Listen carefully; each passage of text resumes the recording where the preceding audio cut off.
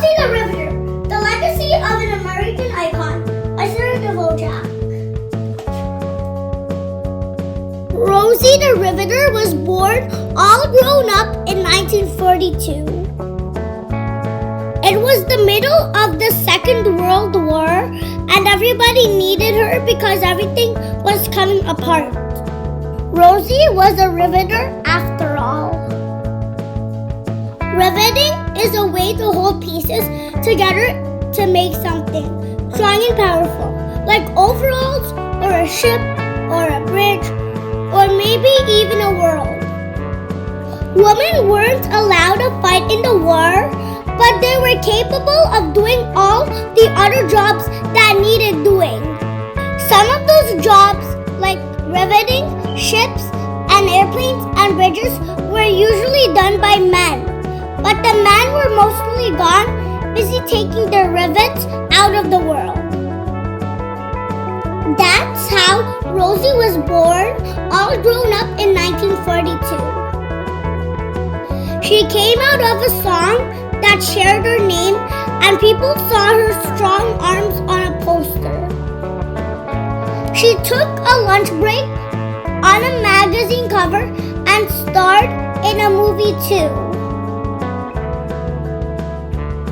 But parts of Rosie existed a long time before movies and magazines and posters. Parts of her had always existed. Parts of her always will. Rosies couldn't fight in wars back then, but their strong arms fought for room in the workplace, every workplace, when the war was over and the men came home. People pushed them this way and that way, whether or not they chose that way or this. But Rosies pushed back, and so more women pushed back too. Women had rallied many times before, but Rosie gave them a symbol to use in their fight. She was a celebrity and a friendly face, and she didn't scare people. She also couldn't be thrown in prison or shamed into going home. She was a song, a poster, an illustration, a movie. And then she was a movement. Her strong arms held open doors long enough for women to stick their hands and arms and shoulders and bodies through and throw the doors open wider.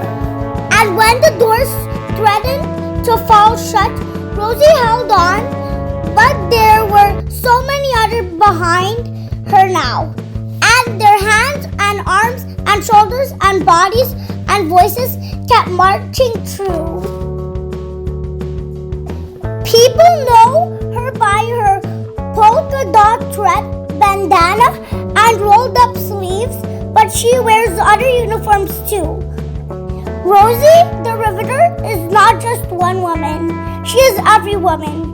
Even if your name isn't Rosie, even if you're not a riveter, even if you're still just a kid. And Rosie isn't just a riveter. She's a welder, a teacher, an athlete, a doctor, an organizer, a painter, a friend. She persists and perseveres. She endures. Rosie the Riveter is more grown up than ever, but she does not grow old. She reminds us what is possible and how much work it took to come this far, how much work we still have to do.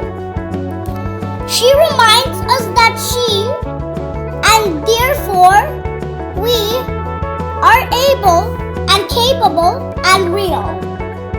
Generations have followed her and used her image, used her power, used her strength like a rivet. The end. What an inspirational book. And to all the women in this world, have a great International Women's Day.